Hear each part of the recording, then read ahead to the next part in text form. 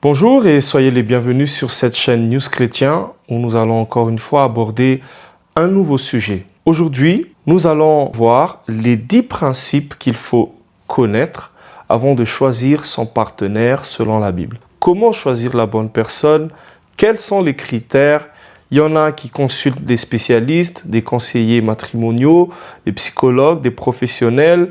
Il y en a qui essaient de se rendre sur des sites de rencontres, voire qui organisent des rencontres spéciales, justement en vue de trouver l'âme sœur. Mais est-ce que vous vous êtes déjà posé la question, qu'en est-il de la Bible? Est-ce que la Bible nous donne des pistes, nous donne des conseils sur la manière dont on devrait choisir son partenaire? La réponse est oui, directement, mais à travers ce que nous allons voir aujourd'hui, vous allez voir que c'est des points importants que parfois nous avons oublié de prendre en compte. Je vous invite donc à voir avec moi ces 10 principes que nous allons tout de suite aborder.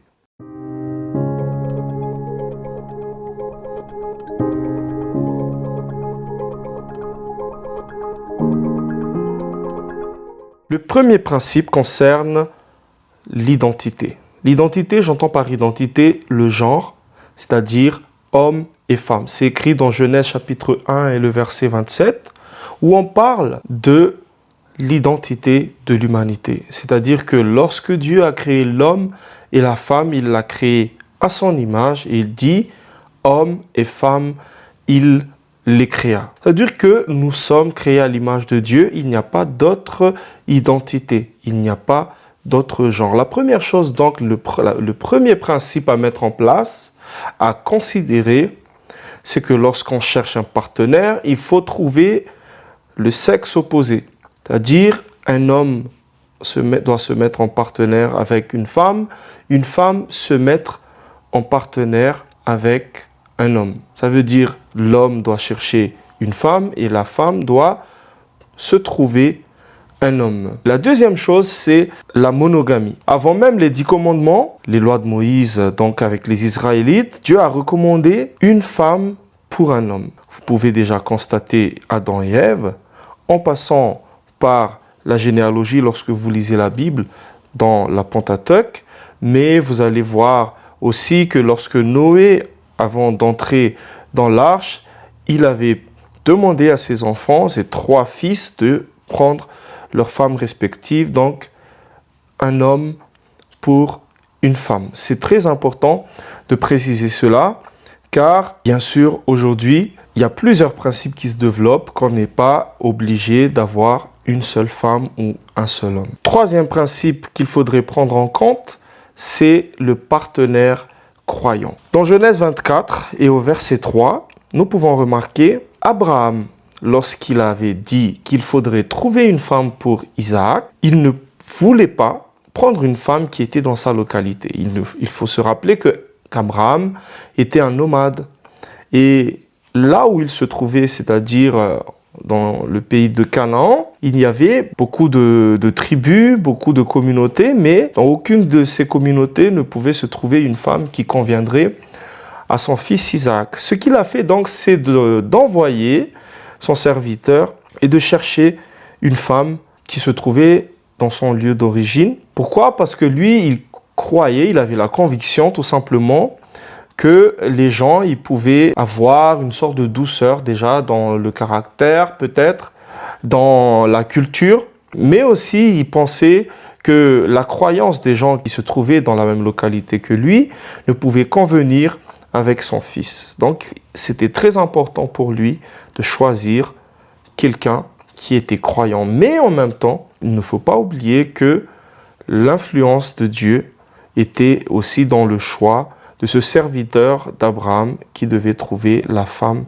pour Isaac. Quatrième principe qu'il faut prendre en compte, la nationalité et les origines ne sont pas des critères fondamentaux. Dans la Bible, nous pouvons comprendre que très tôt, les personnages bibliques se sont déjà liés avec des personnes d'une autre origine, d'une autre nationalité. Nous pouvons prendre l'exemple de Moïse, de Joseph, de Rahab, de Ruth et même de David. Et plus tard, nous savons que même le peuple juif s'est beaucoup mélangé avec les peuples aux alentours. Nous pouvons basculer dans ce qui est dit dans le Nouveau Testament, à travers les écritures de Paul. Il n'y a plus ni juif, ni grec, ni gentil, parce que dans le Seigneur, nous sommes tous égaux. Aux yeux de Dieu, nous sommes tous égaux, des frères et sœurs, des êtres humains. Il n'y a pas de race, il n'y a qu'une seule race, la race de l'humanité. Donc, le critère origine n'est pas fondamental, le critère nationalité n'est pas fondamental. Le plus important, c'est que les deux personnes soient unies par la même foi et par l'amour. Cinquième principe qu'il faut prendre en compte, la beauté extérieure n'est pas un critère non plus fondamental. La beauté extérieure est comme une fleur. La beauté extérieure, elle se fane avec le temps. Mais la beauté intérieure, le caractère, c'est comme un bon vin. Avec le temps, ça augmente en valeur et en qualité. Une personne qui a un bon caractère ne fera que s'améliorer avec le temps. Mais une personne qui est seulement et simplement avec une bonne apparence physique, une beauté extérieure, au fil du temps, va changer d'apparence et ce n'est aucunement le point le plus important lorsqu'on choisit son partenaire. D'ailleurs, la Bible appuie là-dessus dans Proverbes chapitre 31 et le verset 30 que c'est la crainte de l'Éternel qui est la vraie signification de la beauté, mais non pas la beauté extérieure. Le tempérament n'est pas un caractère. Le caractère se trouve chez une personne dans sa capacité à prendre une décision, dans sa capacité à choisir l'orientation de son foyer, dans sa capacité à prendre la meilleure décision dans une vie, même à chaque décision.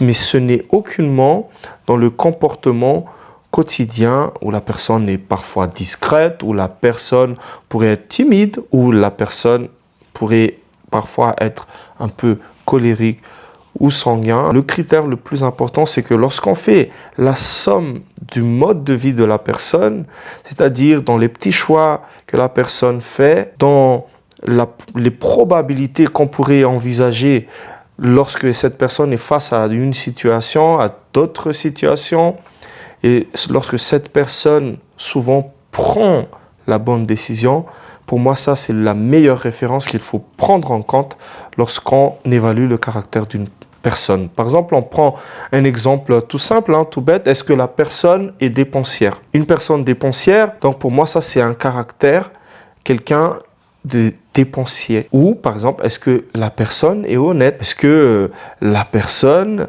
peu importe ce qu'on lui donne devant lui sur la table ou les tentations possibles devant la personne va être toujours fidèle à ses principes. Ça pour moi, ça fait partie d'un caractère d'une personne. Mais en aucun cas, le tempérament, est-ce que la personne est trop fragile, la personne pleure tout le temps ou la personne est trop sensible. Tout ça, ce sont des aspects secondaires du caractère et très souvent, toutes les personnes peuvent être ensemble même si les caractères ne sont pas vraiment complémentaires. Même si les scientifiques parlent d'incompatibilité d'humeur, moi, je suis pour le fait que n'importe quelle personne avec n'importe quel caractère ou humeur peuvent sortir, peuvent être ensemble du moment que Dieu se trouve au centre de ce foyer. Donc, le caractère était le 6e principe qu'il fallait prendre en compte lorsqu'on choisit son partenaire. Le caractère principal qui est du fait de craindre Dieu, craindre l'Éternel.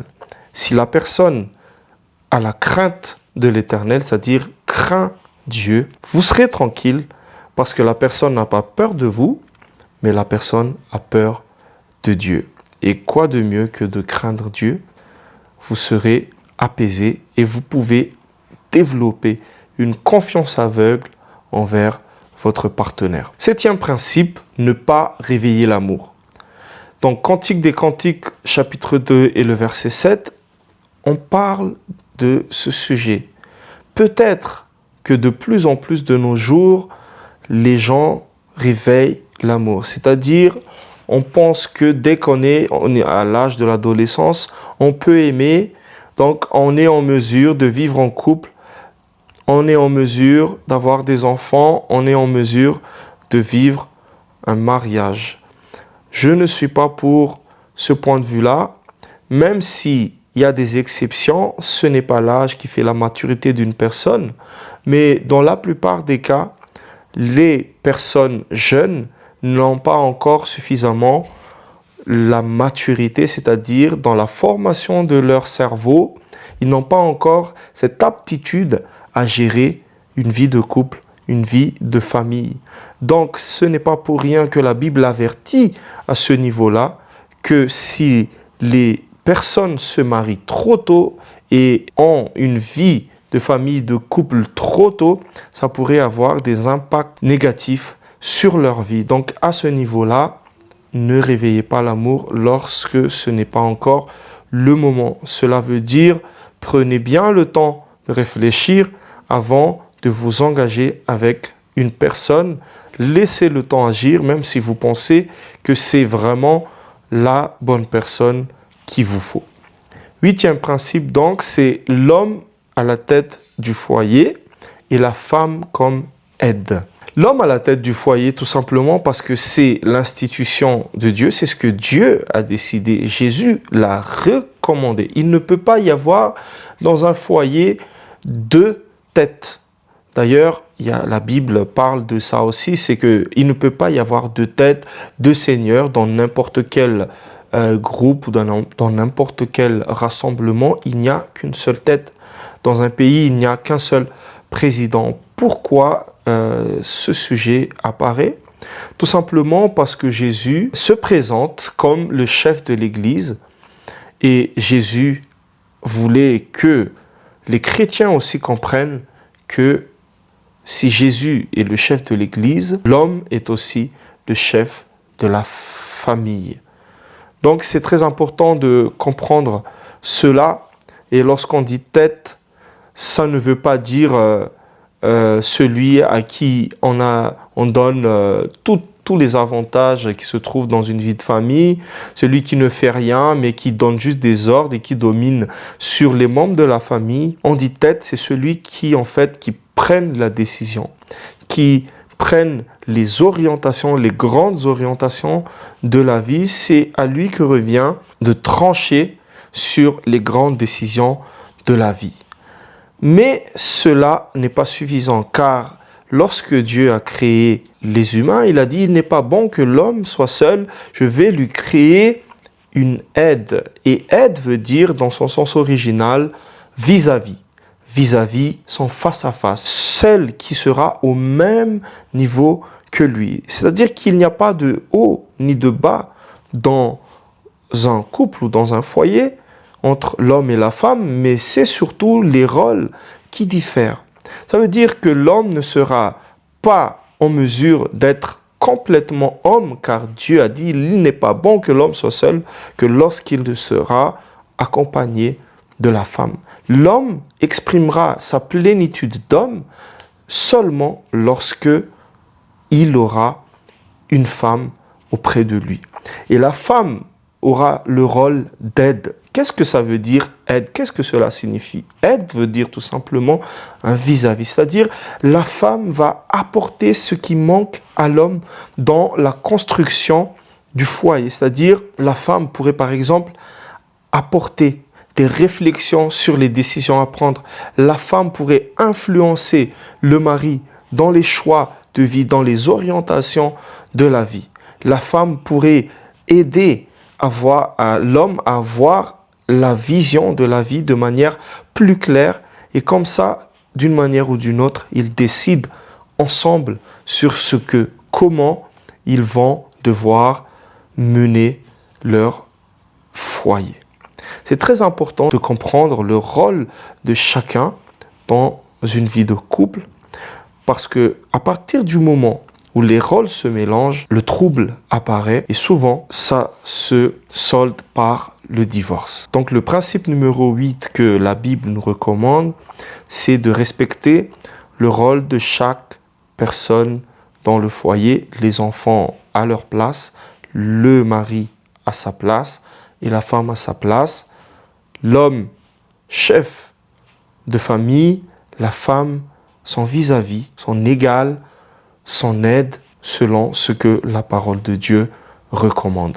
9e principe que nous allons aussi expliquer, qui est très important, c'est le fait d'avoir un choix, une vision ensemble, qui est celui d'être au service de Dieu. Josué, lorsqu'il devait s'adresser au peuple d'Israël, avait dit « Choisissez aujourd'hui celui que vous allez servir, moi et ma famille, nous servirons l'Éternel. » C'est un texte qui se trouve dans le livre de Josué. Mais il est très important d'insister que Josué, avec son foyer, avait une seule vision, avait un choix précis, celui de servir l'Éternel, servir Dieu. Dieu avant tout, Dieu d'abord. Pourquoi ? Pourquoi c'est très important ? Parce que lorsque vous ne définissez pas avant de choisir le partenaire, avant de fonder une famille, la quête de votre foyer, l'objet, le mobile, c'est-à-dire le centre, le moteur du fonctionnement de votre foyer, vous allez vous perdre dans le système déjà mis en place. Soit vous allez perdre votre énergie et tout ce que vous avez dans la recherche de l'argent, ou dans la recherche de la gloire, ou dans le travail acharné, ou dans la recherche de plaisir, ou dans la quête excessive de loisirs. Tous ces points-là, parfois, font sombrer les foyers dans des cercles infernaux difficiles à s'en sortir.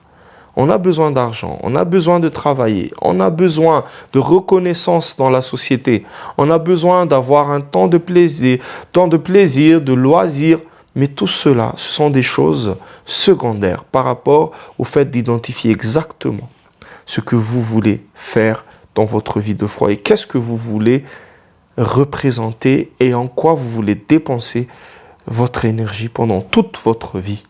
Et il est important de choisir un seul choix, servir Dieu, servir l'Éternel. Et cela va dynamiser, cela va être le moteur de votre vie et qui va vous préserver de tous les mauvais choix qui pourraient apparaître dans votre vie de foyer. Assurez-vous d'être en accord avec le partenaire que vous voulez choisir sur ce point. Et maintenant, nous allons aborder le 10e et le dernier principe qu'il faudra prendre en compte. La prière.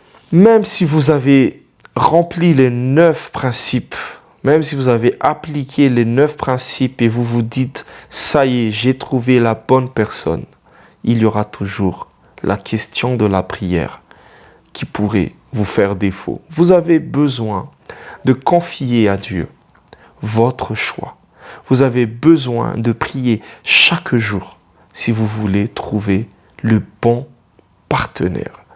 Il est écrit dans la Bible, dans Proverbes chapitre 19 et le verset 14, qu'une femme de sagesse, une femme intelligente est un don de l'Éternel. Mais on parle des femmes, mais ça pourrait être aussi des hommes.